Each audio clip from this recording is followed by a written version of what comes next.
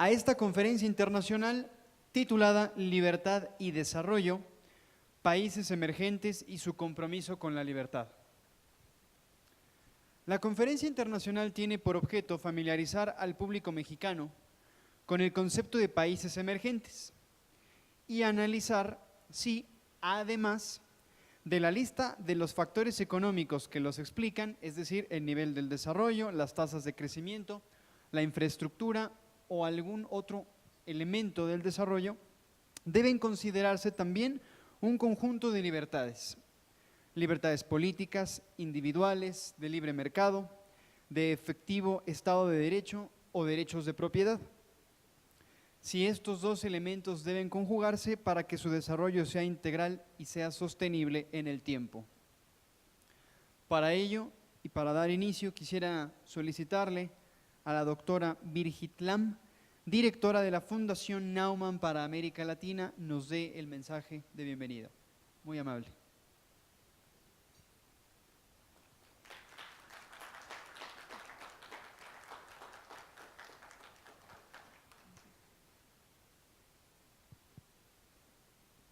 Muy buenos días a todos ustedes, también en nombre de Caminos de la Libertad y Berta Pantoja.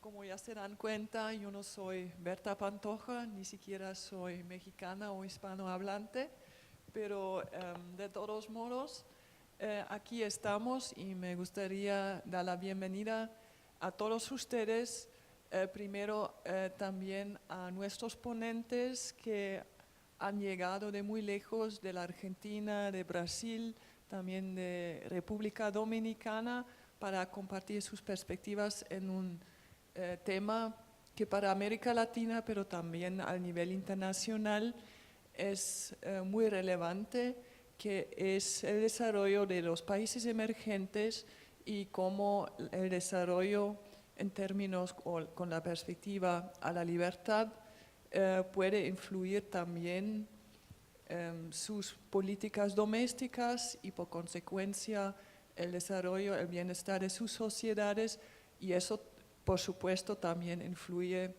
el nivel internacional y también la manera como interactúan los estados al nivel internacional, o sean países industrializados o sean países todavía en vía de desarrollo.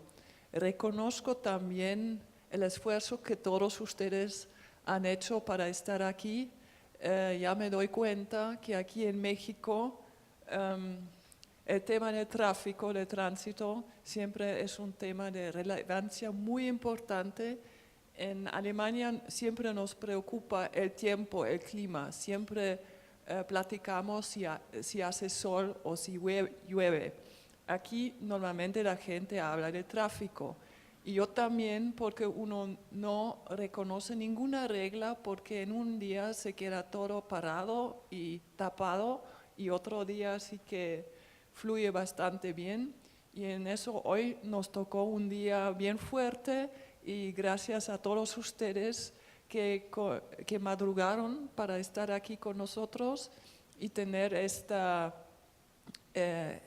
reunión. Y ahí ya viene Berta, también una víctima de este tráfico, y ya platiqué de la perspectiva alemana, que de esa manera los temas cambian, ¿no? En Alemania hablamos del clima, aquí del tráfico, pero eso es un desafío muy grande. Te agradezco también el esfuerzo de madrugar para estar con nosotros. Yo también madrugué bastante, sin desayuno, pero de esa manera puedo mantener una figura delgada, y en eso sí que hay que ver también las ventajas en eso, ¿no?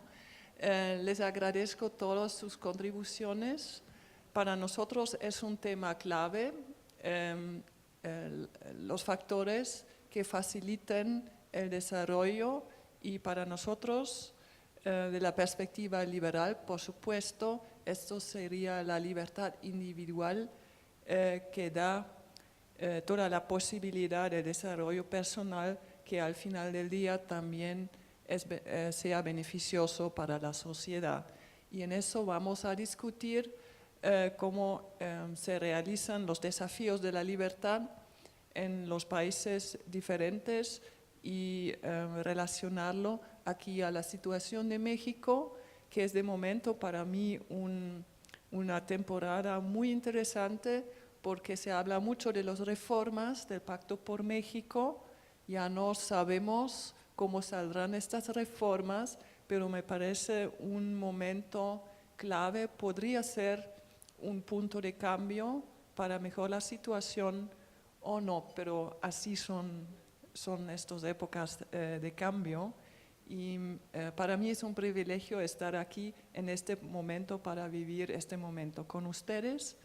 Y con eso paso el micrófono y la palabra a Berta, nuestra amiga de la Fundación y también Caminos de la Libertad, que es una organización muy amiga de la Fundación Naumann, y siempre para mí es un placer de trabajar con ustedes. Muchas gracias, Berta, y adelante. Gracias, Virgil. Gracias, buenos días. Bueno, una disculpa, de verdad fue el tráfico, salí a las 7 de la mañana de mi casa, que normalmente haría 15, 20 minutos. Una disculpa, por favor. En primer lugar, bueno, el agradecimiento a todos ustedes por estar aquí con nosotros, un agradecimiento de parte de Caminos de la Libertad a la Fundación Naumann, a Birgit, a Víctor, por hacernos parte de este esfuerzo que para nosotros también es muy importante. No pensaba hacer esto, pero después de lo que dijo Birgit, yo quisiera hacer solo una reflexión muy breve sobre las reformas, de lo que hablaba Birgit, de esto que está pasando en nuestro país. Así de manera muy breve, nada más quisiera reflexionar que había un consenso en nuestro país, prácticamente general, en que no había desarrollo económico por falta de reformas. Con una habilidad que hay que reconocerle, el actual gobierno de la República logró lo impensable. Tenemos una reforma en telecomunicaciones, tenemos una reforma energética, tenemos una reforma educativa que no está tan mal como pensamos, una burla de reforma fiscal, por supuesto, pero bueno, no todo podía ser perfecto. Pero ahora la gran pregunta en México es, por supuesto, ¿la ecuación es correcta? Ya tenemos las reformas, ¿vendrá el crecimiento económico? Eso lo tendremos que ver en los próximos meses, ver si las telecomunicaciones avanzan hacia un mercado más competitivo, ver si la reforma energética realmente atrae inversionistas al país. Tendremos que ver si estos cuerpos que se hicieron realmente logran superar los obstáculos que plantean varios analistas. Pero hay una parte preocupante. Los mexicanos no somos optimistas como nos ven en el extranjero, de esta oportunidad que hablaba Birgit. Tenemos un dicho mexicano que es: la burra no era arisca, le hicieron los palos. Entonces, pues no confiamos en eso, o sea, no confiamos en que eso pueda suceder. Queremos ver para creer y esperamos ser optimistas y poderlo ver. Sin embargo, posiblemente la ecuación tan buscada de reformas igual a crecimiento económico no sean ciertos. Hay una serie de problemas estructurales que también el país tendría que avanzar. En eso no somos tan optimistas. Solamente recordar que hace unas pocas semanas el presidente de la República dijo que la corrupción en este país, que es uno de nuestros grandes males, es un problema cultural, es algo endémico. Es penosísimo oír a un presidente de un país diciendo: la corrupción, bueno, pues es algo parte de nuestra idiosincrasia, es una cosa cultural. Bueno, si así fuera, este país necesita entonces, además de estas reformas estructurales, cambios culturales que nos permitan afrontar la corrupción, buscar un verdadero Estado de Derecho. Y si estas reformas estructurales, la energética, la de telecomunicaciones especialmente, no logramos acompañarlas de una reforma cultural, de cambios culturales, entonces ese optimismo no lo podremos compartir con el resto del mundo. Y bueno, solamente era para reflexionar un segundo sobre lo que decía Birgit. Agradecerles nuevamente, para Caminos de la Libertad, esta es una gran oportunidad, les agradecemos mucho su presencia y muchísimas gracias.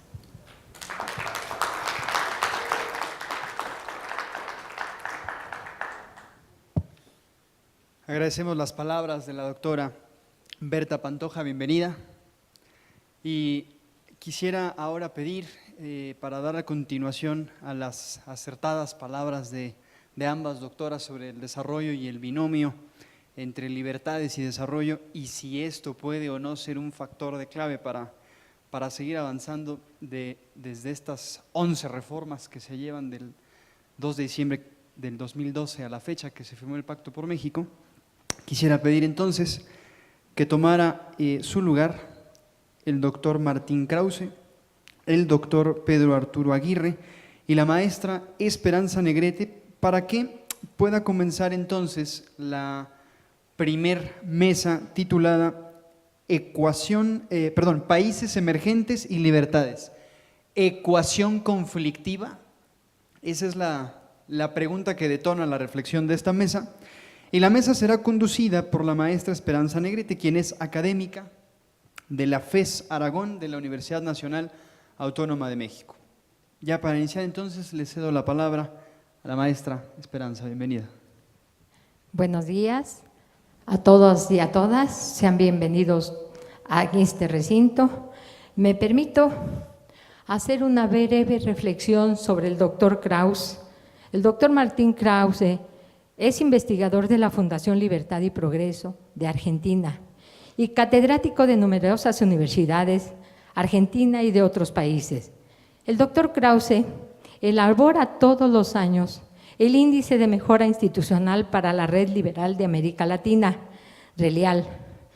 Por favor, doctor, tiene la palabra. Muchísimas gracias. Bueno, Creo que este está aquí. no, este sí, ya lo arreglaron, gracias. Bueno, tengo mucho tema, digamos, mucho material aquí para ver con ustedes, así que tal vez voy a ir un poco rápido, pero la idea es tratar este tema de la calidad institucional que me viene ocupando desde hace algunos años y ahora gracias también al apoyo de RELIAL y de la Fundación Naumann, más cerca. Sentía, ¿te parece que cambia? Sí. Perdón. Bueno, muy bien. Debo decir que, ahí está, ahora se escucha bien, que este es un tema que tiene larga data. Hay una vieja tradición intelectual de destacar la importancia del papel que cumplen las instituciones en una sociedad y en el progreso de una sociedad. Acá puse algunas imágenes nada más, pero básicamente tenemos allá arriba a la izquierda los escoceses, David Hume, Adam Smith, los economistas austríacos, Menger, Mises, Hayek, y abajo un conjunto de economistas del siglo XX que asociaríamos de alguna forma con esta idea de la importancia del papel de las instituciones, Ronald Coase, James Buchanan, Milton Friedman, Douglass North, Vernon Smith, etc. Es decir, hay toda una tradición de pensamiento que tiene larga data que señala la importancia y el rol que cumplen las instituciones en el progreso de las sociedades. Y cuando hablamos de instituciones, quiero aclarar algo que siempre hago con mis alumnos, que la palabra institución muchas veces la utilizamos para mencionarnos a ciertas organizaciones, en realidad. Decimos que es una institución el Teatro de la Ópera o un club de fútbol o una gran... No, desde la perspectiva económica al menos, las instituciones son las reglas de juego, son las normas que nos permiten coordinar mejor o peor nuestras acciones en la sociedad. Y la hipótesis que hay detrás de todo esto es que instituciones de son las que luego permiten el progreso. En ese sentido, hay dos tipos de instituciones. ¿Y esto por qué? Porque todos nosotros en la sociedad tenemos básicamente dos caminos a través de los cuales buscamos satisfacer nuestras necesidades. Uno de ellos es el mercado. Trabajamos, producimos y con lo que obtenemos Vamos al supermercado, compramos las cosas que necesitamos, etc. Y el otro es la política y el Estado. Hay ciertas cosas, la seguridad, etcétera, que supuestamente las obtenemos a través del Estado. En toda sociedad vamos a encontrar estos dos caminos en distintos porcentajes. Esos porcentajes han cambiado también en el tiempo, pero en todas vamos a encontrar esto. Lo que yo voy a señalar acá es que para que ambos funcionen mejor y permitan más a la gente poder satisfacer sus necesidades, hace falta un conjunto de instituciones de calidad que luego, en todo caso, vamos a tratar de evaluar cuáles son y de comparar a los países en términos de su calidad. ¿Por qué? Porque la calidad institucional determina también las oportunidades que se le presentan a la gente para progresar. En economía no tenemos mucha posibilidad de hacer experimentos nosotros, pero tal vez habrán visto esta foto, aquí esta imagen esta es la península de Corea de noche. Este es un mismo país con una misma cultura, con una misma historia, una misma tradición, un mismo idioma, y que por una circunstancia histórica se vio dividido en dos sistemas institucionales distintos, uno al norte y otro al sur. Las instituciones son importantes y dan resultados diferentes, y el resultado en cierta forma lo tenemos acá. Corea del Norte, ahí, la casa del señor Kim, debe ser, la única que tiene luz ahí. Corea del Sur, ahí tenemos lo que se ve como muestra de su progreso. No es irrelevante el tipo de instituciones y el marco institucional que los países eligen tener. Las instituciones generan resultados. En estos estudios que venimos haciendo sobre esto en los distintos años hemos relacionado la calidad institucional con distintos tipos de resultados. Algunos, y muy brevemente, los voy a pasar ahora. Los países que tienen mayor calidad institucional, que son los que están más cerca del eje, tienen también un nivel de PBI per cápita más alto. La curva lo muestra ahí. Claramente esa relación. También son los que reciben mayor volumen de inversiones. Los países de mayor calidad institucional reciben mayor volumen de las inversiones también internacionales. Luego, esto es una comparación entre las posiciones en el índice de calidad institucional y el índice de desarrollo humano. Los países que tienen mayor calidad institucional también presentan mejores condiciones en términos de desarrollo humano, es decir, de calidad de vida. Calidad institucional implica también, o da como resultado, calidad de vida. Ahora bien, si esos son los resultados que obtiene la calidad institucional, lo siguiente que me he preguntado es, ¿qué es lo que determina que un país tenga calidad institucional? ¿Por qué hay ciertos países que alcanzan a tener calidad institucional y otros no? Bueno, aquí simplemente les quiero presentar distintas teorías, cosa que voy a hacer por el tiempo muy brevemente, pero que tratan de explicar por qué hay ciertos países que alcanzaron una cierta calidad institucional y por lo tanto luego un nivel de progreso. Una de ellas, entre las primeras que vemos acá, es una en realidad que niega la importancia de las instituciones, una vieja teoría que señala que son las condiciones geográficas las que determinan entonces el progreso o el estancamiento de un país. Muchas veces incluso vinculado, como sucede, por ejemplo, y acá estoy hablando de economistas conocidos como Jeffrey Sachs, por ejemplo, que asocian esto a la existencia de ciertas enfermedades, países tropicales que están diezmados por la malaria, que no tienen acceso al mar, etcétera. Esos países en esas situaciones climáticas nunca tienen serios problemas, digamos, para progresar. Hay otras visiones como que también vinculado con las condiciones geográficas y las enfermedades, pero que sí introducen las instituciones. Son hipótesis que plantean que el clima en cierta forma determinó, por ejemplo, el tipo de inmigración que los países recibían y por lo tanto, influenciado esto por las enfermedades, también determinó luego el tipo de instituciones. Entonces, para poner... hay un libro que se hizo muy conocido en estos últimos años que se llama Why Nations Fail, ¿por qué fracasan las naciones?, de Acemoglu y Robinson, y ellos lo que sostienen y ponen este ejemplo. Pensemos en el Congo belga. Dice, cuando llegaban los belgas al Congo encontraban un lugar que era inhóspito para ellos. El clima, las enfermedades, los diezmaban. Entonces no era un lugar para establecerse y para quedarse. Establecieron una economía de extracción. Aprovecharon ya el sistema de esclavitud que incluso existía previamente a que llegaran y empezaron a aprovechar la extracción de recursos, minerales, gente, es decir, todo lo que pudieran sacar. Pero los colonos que llegaban al norte de América llegaban a un clima similar del cual habían salido. Y entonces llegaban allí a asentarse, a quedarse y a producir, y además llevaban con ellos un espíritu de establecer las instituciones y de respetar los derechos de los que tenían en su país de origen, e incluso más. Muchos de ellos eran emigrantes, digamos, que buscaban una libertad religiosa que no encontraban en Inglaterra, por ejemplo. Y por lo tanto ellos desarrollaron otro tipo de instituciones en esos países.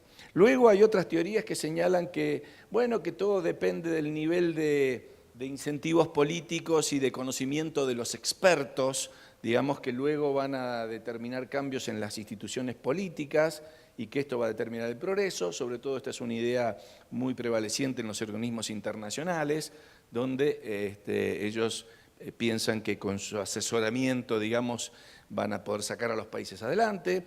Luego hay otros que sostienen que todo depende del tamaño del país, que los países pequeños o islas tienden a tener mayor calidad institucional. ¿Debido a qué sería esto? Bueno, que un país pequeño no puede cerrarse sobre sí mismo, sino que necesariamente tiene que estar abierto, y al estar abierto está sujeto en mayor medida a la competencia con los demás y tiene que tener buena calidad institucional.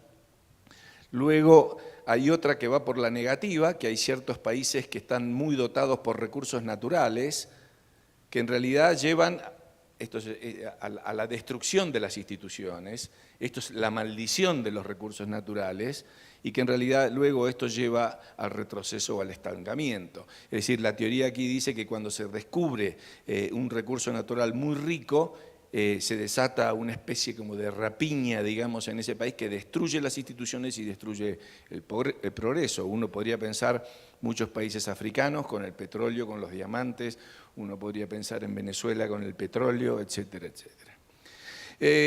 Por último hay una en la cual sostiene que todo depende del sistema legal del colonizador, que aquellos países que heredaron el sistema del common law británico, luego generaron instituciones de mayor calidad que aquellos de nosotros que hemos heredado el sistema codificado continental, y que esa diferencia marca luego una diferencia también en la calidad institucional y en el progreso. Todas esas pueden ser en alguna medida u otra, yo simplemente las planteo, y una última, que debo decir es la que más me ha interesado y que es también muy clásica y tradicional, que es el papel que cumplen las ideas.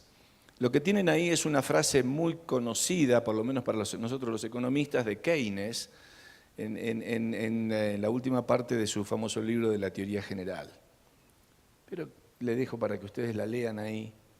Pero es interesante algunas, ¿no es cierto? Parece describir algunas situaciones actuales en América Latina. Locos con autoridad, que escuchan voces en el aire, o pajaritos tal vez, destilan su histeria de algún escritorzuelo académico de unos años antes. Hay cosas muy claras y mensajes evidentes en nosotros, pero termina diciendo, tarde o temprano son las ideas y no los intereses creados las que son peligrosas para bien o para mal. Y esta visión de que son las ideas las que predominan en una determinada sociedad, que van indicando cuál es el recorrido que esa sociedad va a tener, es compartida por Hayek, por Mises, por Milton Friedman, que tiene un artículo específicamente sobre eso, e incluso por la izquierda también. El que está ahí abajo es Gramsci. Y Gramsci claramente cambia la visión del marxismo, porque el marxismo señalaba que lo que determinaba el cambio eran las condiciones materiales de producción, y luego había una superestructura de ideas que iba evolucionando según cambiara esa estructura de producción, y él en cierta forma revierte esta instancia para darle importancia a la cultura, a la educación, etc. O sea que aquí tenemos varias coincidencias respecto de eso.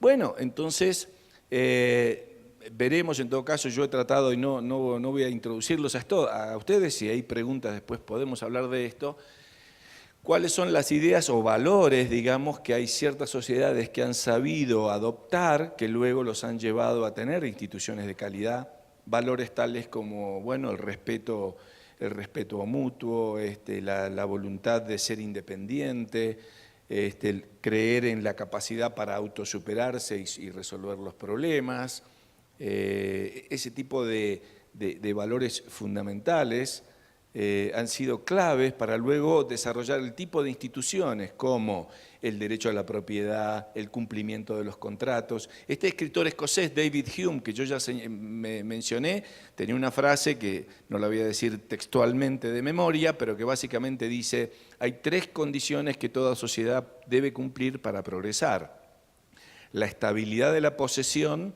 su transferencia por consentimiento y honrar las promesas. O sea, está diciendo, la estabilidad de la posesión es respetar la propiedad, su transferencia por consentimiento es que esa propiedad va a cambiar a través de contratos voluntariamente, y luego honrar la palabra. Básicamente dice, cualquier sociedad que cumpla con estos 3 requisitos básicos va a progresar, pero son 3 requisitos básicos que a muchas de nuestras sociedades le cuesta muchísimo cumplir. Bueno, ¿cómo estamos entonces en términos de esta calidad institucional? Bueno, yo elaboro un índice en la cual, después en todo caso puedo explicarlo con más detalle, pero ahí aparecen los 15 primeros países en términos de calidad institucional. Interesantes son los 4 primeros, siempre han estado 4 en los 7 años que llevo haciendo esto. Primero ahora Nueva Zelanda, Finlandia, Suiza, Dinamarca. Los 4 han cambiado de posiciones, pero siempre están ahí. Podrían ser que son países pequeños, puede explicarse por esa teoría, en fin, tal vez, pero después hay otros que son grandes, Australia, Canadá, por supuesto son países de Estados Unidos, en fin, no nos sorprende ninguno de estos países estén ahí en las primeras posiciones. Tal vez luego sí uno va a encontrar sorpresas en uno o en otro, pero en fin, esto se trata, no es algo exacto, ¿no es cierto?, la medición de tal cosa. ¿Cuáles son los últimos 15? Estos son los últimos. Ahí aparece al final Corea del Norte con su lucecita. Y de nuevo el resto son, si bien los últimos 3 son países, los últimos son países asiáticos, hay muchos países africanos y nuestra Venezuela acá entre los últimos también, ¿no es cierto? Pero tampoco digamos que esto nos sorprende mucho. Bien, entonces estos son los últimos 15. ¿Y cuáles son los emergentes? Bueno, es difícil definir cuáles son emergentes. ¿Qué es un país emergente? Bueno, un país que empieza a florecer, digamos, a progresar, diríamos. Bueno, pero la verdad que en la historia ha habido de todo. Emergentes, ¿y cómo llamaríamos a los otros? Submergentes, digamos lo que es, ¿no es cierto? Porque, miren, yo vengo de un país que fue emergente y que después decidió ser submergente, ¿verdad? Depende de la época de la historia en la cual lo ubiquemos. Si hablamos de principios del siglo XX, éramos los emergentes, el tigre de no sé dónde, o como lo quieran llamar. Y si hablamos de fines de un siglo después, hablamos de submergente. Bueno, acá hay distintos países que por alguna razón han pasado a hacer historias de éxito. Pongo, por ejemplo, Hong Kong, que está en el puesto 16. Hong Kong, cuando termina la Segunda Guerra Mundial, era un país tan pobre como, o una ciudad en realidad tan pobre como Bolivia, diríamos hoy. Bueno, hoy si comparamos Hong Kong con Bolivia, su nivel de ingreso de Hong Kong debe ser 20 veces superior al de Bolivia. ¿Qué es lo que pasó? Modificó sus instituciones y empezó a recorrer un camino de progreso que lo llevó a lo que hoy es.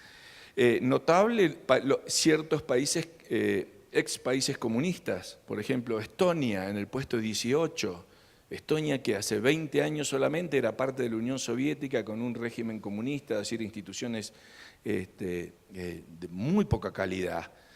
Otros que ya no son más conocidos, Taiwán, Singapur, aparece todo, Islas Mauricio, todos ellos aparecen en buenas posiciones, Lituania, ¿no es cierto?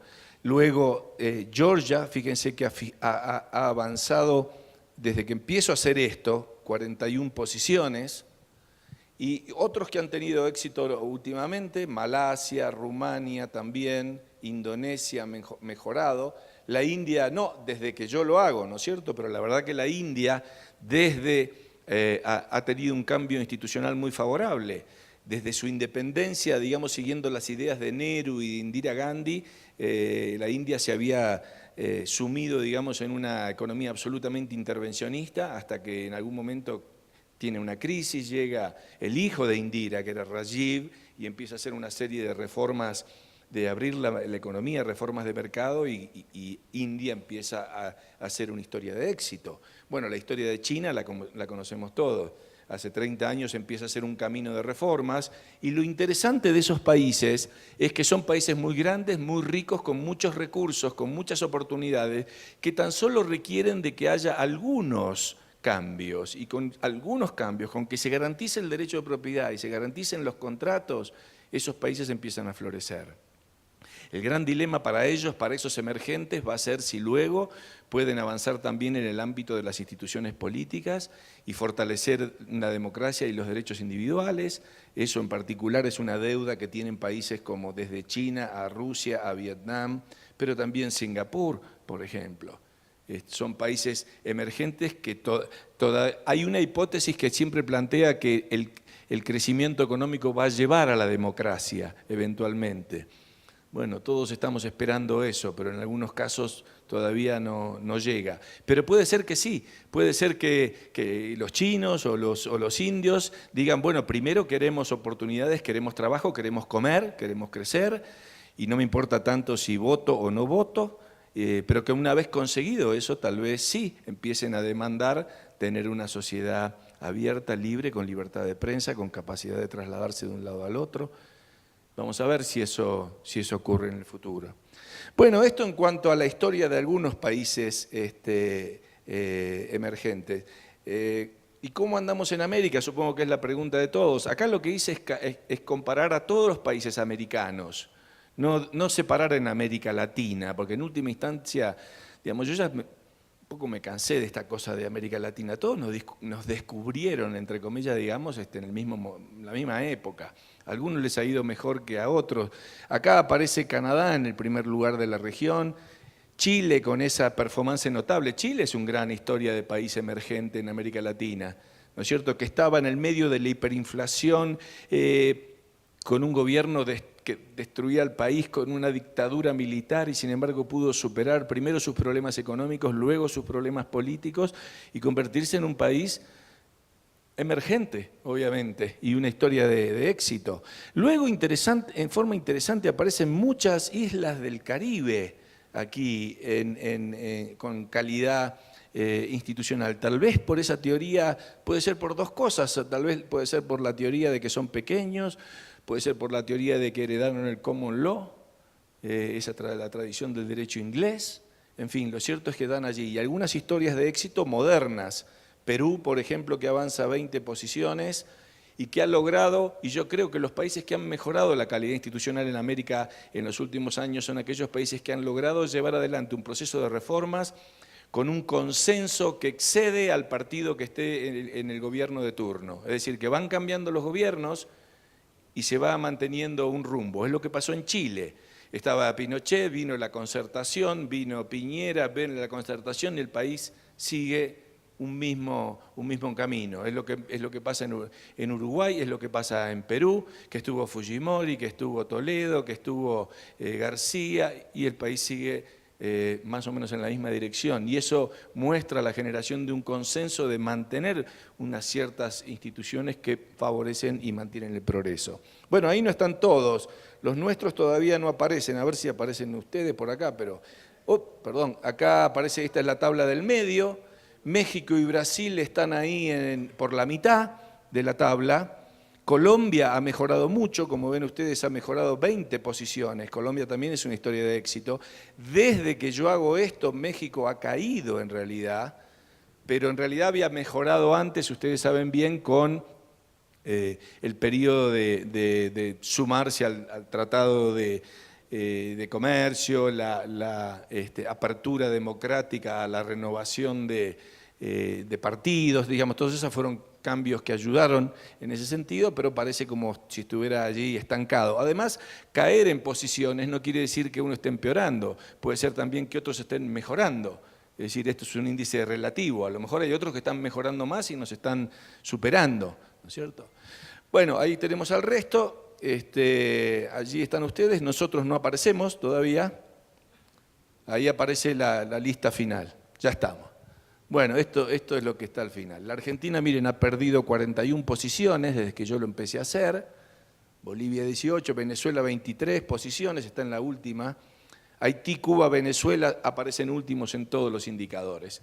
Voy a terminar acá y lo voy a dejar para las preguntas en todo caso. Les puedo decir, si eventualmente a ustedes les interesa, cuáles son los puntos débiles de cada país, digamos, en calidad institucional. Acá está en términos de instituciones políticas y de mercado, como ven ustedes, si les interesa México en particular, a ver a dónde lo tenemos a México, acá el índice está mostrando de que tiene mejor calidad de instituciones económicas que de instituciones políticas. Y por último, a ver, acá en fortalezas y debilidades de cada uno, ahí tenemos a México, donde les podría decir dónde tienen sus puntos más débiles. En particular acá en este indicador que señala la vigencia del derecho, el rule of law, es donde peor le da, y en la libertad de prensa también no le da bien, y en uno de los índices de libertad económica que tomo en cuenta. En fin, hay más cosas para tratar aquí, pero se me acabó el tiempo y estaré dispuesto a hablar con ustedes si tienen alguna pregunta para hacer.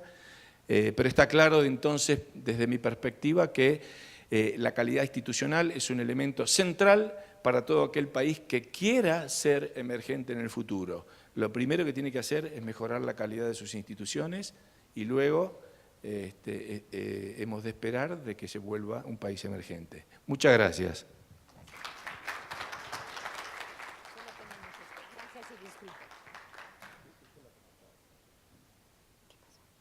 ¿Aquí? Bien. Le agradecemos mucho la intervención del doctor Martín Krause. Desafortunadamente el tiempo es cortísimo, iniciamos un poquito más tarde, así es de que el tiempo nos está corriendo. Discúlpenme, le decía yo al doctor Aguirre, soy la mala de la película en este momento, discúlpeme por favor. El doctor Arturo Aguirre hará algunos comentarios relacionados con la exposición del doctor Krause. El doctor Aguirre es escritor, periodista y analista internacional. Su último y más reciente libro es La historia mundial de la megalomanía. Por favor, doctor, gracias. Tiene la palabra. Gracias, pues el tiempo es tirano, no sabe de libertades ni de desarrollo ni de estas cosas. Buenos días a todos, gracias por estar aquí. Oiga, doctor Krause, le quiero decir una cosa nada más que hemos escuchado últimamente en este país, en América Latina, un grito que dice, que todos han escuchado seguramente: al diablo las instituciones. Al diablo las instituciones. Hemos escuchado todos este grito de guerra por varios años. Y no solamente en México, al diablo las instituciones en varios de los países que están en la lista del doctor Krause hasta el final en lo que corresponde a fortaleza institucional. Al diablo las instituciones en Venezuela, en Argentina, en Bolivia, en Ecuador. ¿Por qué? Pues porque hay un nuevo reto, hay un nuevo paradigma que en realidad no es tan nuevo, sino que es un refrito de lo que ya se ha vivido en América Latina, que es el paradigma populista, el modelo populista de personalización de la política, de sustituir instituciones por un líder mesiánico, por un megalómano, por un hombre que en base a culto a la personalidad y a la idea de que no son necesarias las instituciones porque ellos son hombres predestinados con cualidades sobrehumanas que son capaces de entender al pueblo, de interpretarlo directamente. Y si ellos pueden tener esa dicotomía con el pueblo, ¿para qué las instituciones si ellos son el pueblo? Y así lo decía el fallecido Hugo Chávez: el pueblo soy yo, carajo. Estar contra mí es estar contra el pueblo. Eso es lo que nos estamos soplando en América Latina el día de hoy. Y bueno, paradójico y triste porque después de que cae el muro de Berlín y de que parecía que, como decía Fukuyama en su famoso ensayo del fin de la historia, pues el modelo democrático liberal se había impuesto en todo el mundo e iba a ser el modelo a seguir en alguna manera o de otra, pues hay nuevos retos en este siglo XXI que, sobre todo después de la crisis que estalla en el 2008, pues han crecido. Uno de ellos es el populismo latinoamericano, pero también es este llamado crony capitalism, que muchos confunden con neoliberalismo y que en realidad es una forma de capitalismo en donde se beneficia a grupos de poder y a grupos de amigos, a los amiguetes, los cómplices, los socios, que tiene pues unos ejemplos magníficos en América Latina. En México tenemos algo de eso, en Rusia actual, en algunos de los países llamados BRICS, en donde este capitalismo de pocas instituciones o de instituciones muy débiles no va a tener un enorme futuro, porque todo se va a la política y todo se va a la corrupción y a la protección de grupos favorecidos, a grupos de crony, de socios, de cómplices, de amiguetes. Esos son los modelos que retan al modelo de la democracia liberal y que, por supuesto, con la crisis están en boga. El populismo latinoamericano, el capitalismo de compadres, y por otro lado también hay que decirlo, en países muy poco afortunados, el fundamentalismo musulmán, que ahora amenaza de una forma muy singular a países como Siria y como Irak.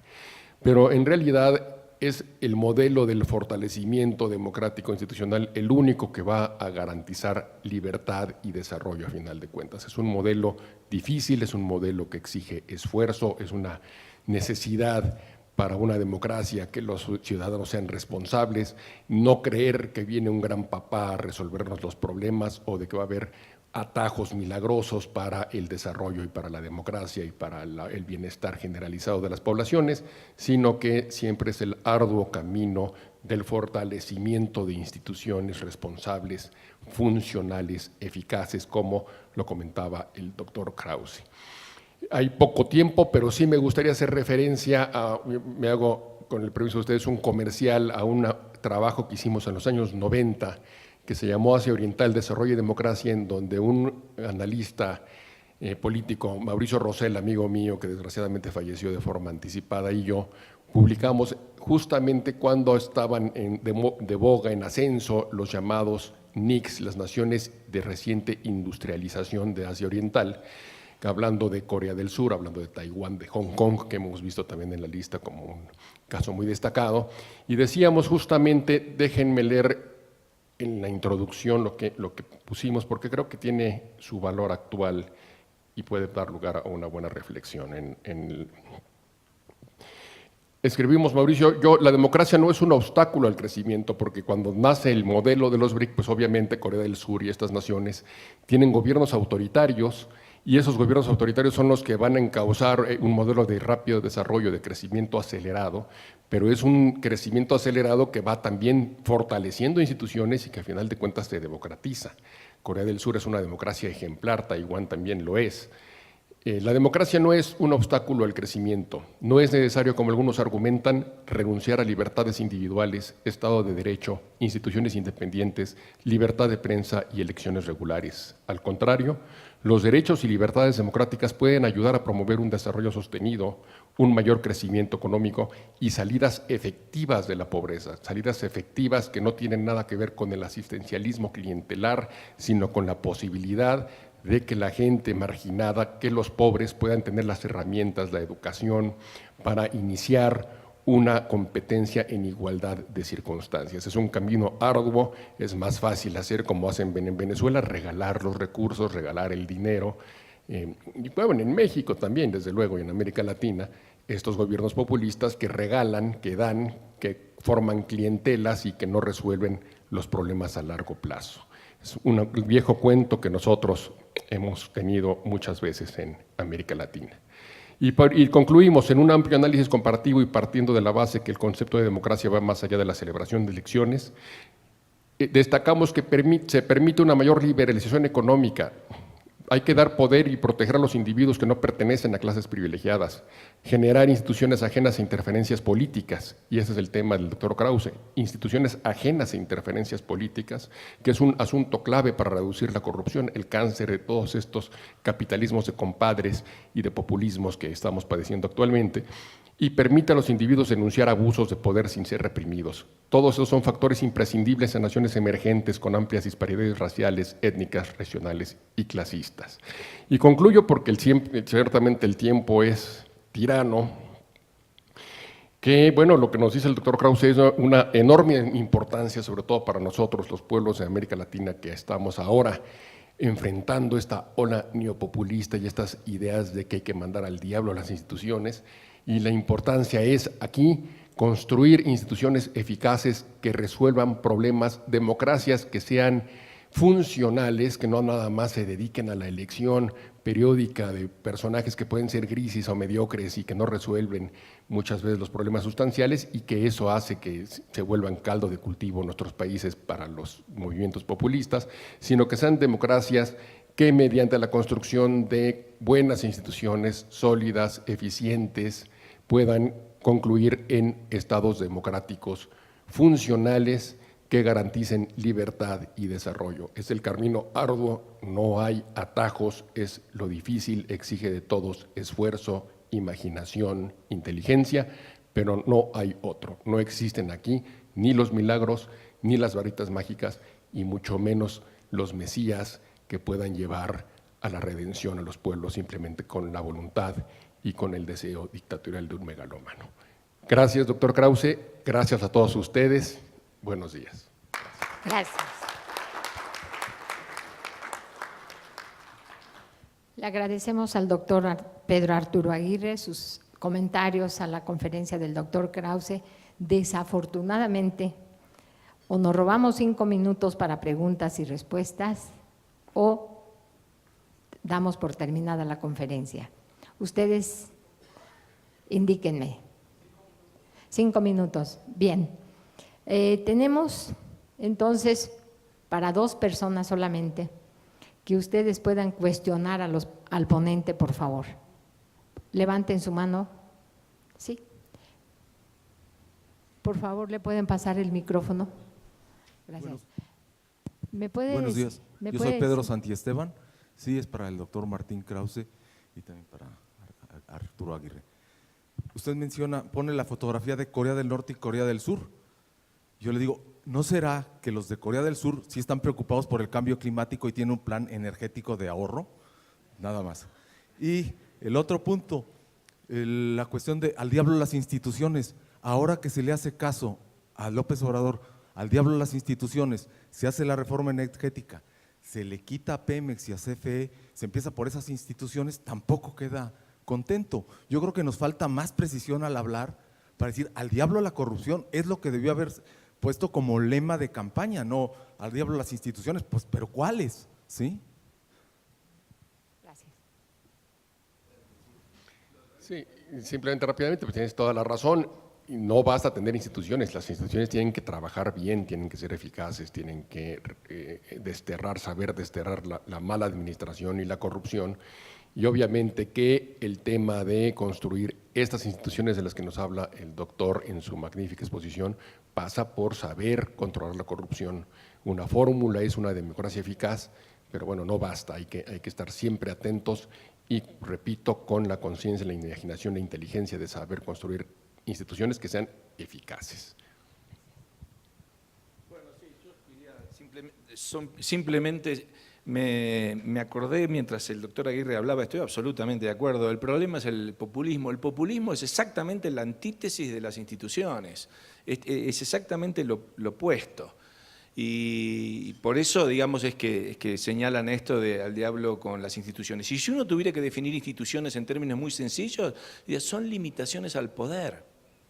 Eso es lo que son las instituciones. Es más, le podría hacer un test a ustedes, a ver si puedo llegar hasta donde estamos con esto. Y ahí tienen los países que están los primeros 15, ¿no? Yo planteo un desafío acá. Díganme ustedes quiénes son el nombre del gobernante de los primeros 4. A ver si alguien los conoce.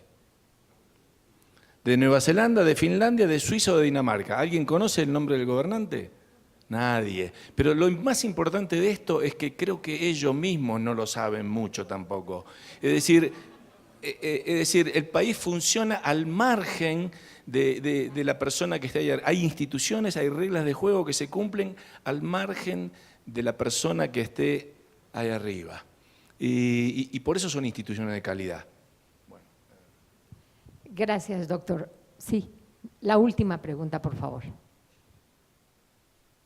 Alicia Alonso, de la Universidad de las Américas. Quisiera que pudiera explicarnos un poco más acerca de estas instituciones económicas en México que están funcionando?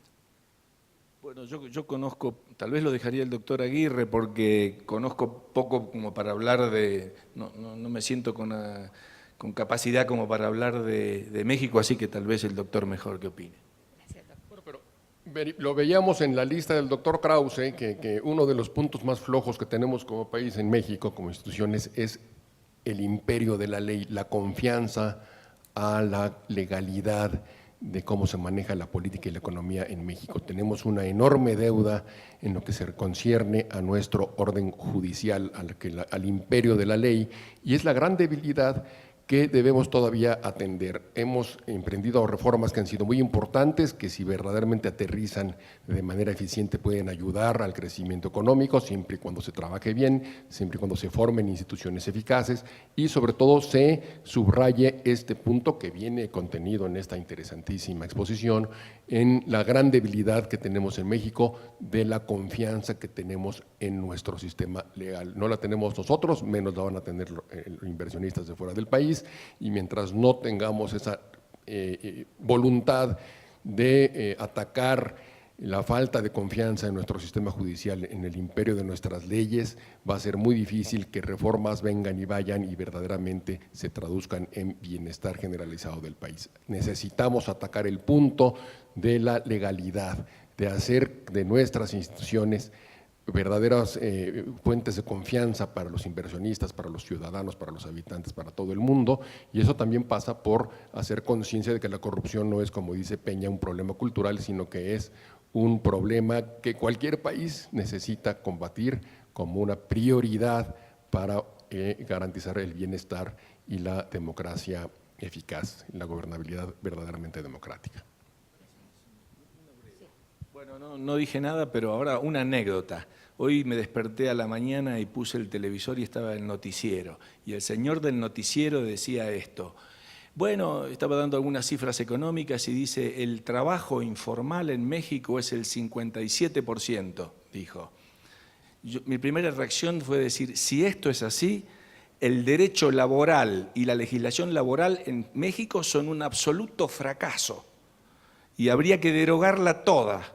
Porque si ese es claramente un indicador de que eso no funciona. Hay un 57% que está fuera de la ley. No es una cuestión de que hay que hacerlos cumplir la ley. Si se cumpliera la ley, esos puestos de trabajo desaparecerían. Entonces ahí hay un fracaso institucional claro. Gracias, doctor. Gracias, doctor. Si no hay más, me permito agradecerles al doctor Martín Krause y al doctor Pedro Arturo Aguirre su presencia, y a ustedes, por supuesto, y los esperamos en la siguiente mesa. Gracias por su atención.